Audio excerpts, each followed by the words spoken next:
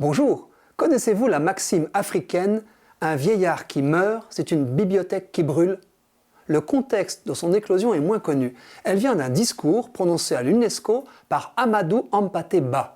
En 1960, cet écrivain malien plaidait pour qu'en Afrique, on ne se limite pas à la façon occidentale de conserver la culture en prenant seulement soin des livres et des monuments. Je le cite. Je pense à cette humanité analphabète. Il ne saurait être question de livres ni d'archives écrites à sauver des insectes, mais il s'agira d'un gigantesque monument oral à sauver de la destruction par la mort. Amadou Hampâté Bâ pressait donc qu'on interroge les vieillards africains dépositaires de la tradition orale, à une époque de mutation si rapide que l'histoire du continent risquait d'être perdue à jamais. Avec la diffusion massive des systèmes d'enregistrement, cette façon de préserver les souvenirs des personnes âgées de l'oubli s'est répandue en Occident. Des historiens interrogent par exemple des hauts fonctionnaires français retraités pour affiner notre appréhension de l'histoire contemporaine. Mais ce ne sont pas seulement les personnalités qui font l'objet de l'intérêt des archiveurs de mémoire.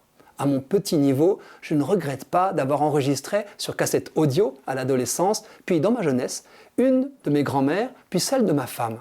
Écho précieux de nos racines. Cette année, j'ai décrypté les enregistrements que j'avais faits du doyen de mon village, récemment disparu. Je l'aimais beaucoup. Sa vie, sa façon de la relire avec sagesse et de la raconter dans un langage truculent, intégrant des expressions du patois local, tout cela est fascinant. De nombreuses personnes ont écrit leurs mémoires, qu'elles soient destinées à leur descendance ou à un plus large public, comme la magnifique Histoire d'une âme de la petite Thérèse. Mais savoir mettre ses souvenirs par écrit n'est pas si évident. Depuis quelque temps, la réalisation de livres autobiographiques s'est professionnalisée et démocratisée. Les sociétés vendent ce service aux familles.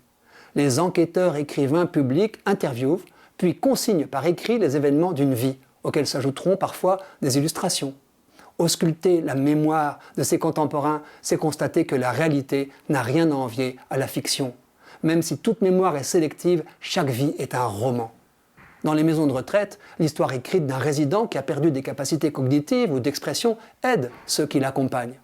Il y a une quinzaine d'années est née en soins palliatifs une nouvelle discipline, la biographie hospitalière.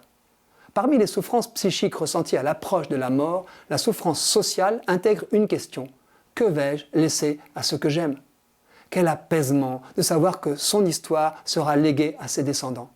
Pour la personne proche de sa mort, comme pour sa famille, c'est un soin à part entière. Tant que le patient est en vie, on garde des pages blanches pour compléter l'histoire, car il reste vivant jusqu'au bout. Pas de point final avant l'heure. Qu'on prenne davantage au sérieux l'histoire de nombreuses personnes en gardant la trace de leur passage sans se limiter à celle dont la vie a fait du bruit, c'est une bonne nouvelle.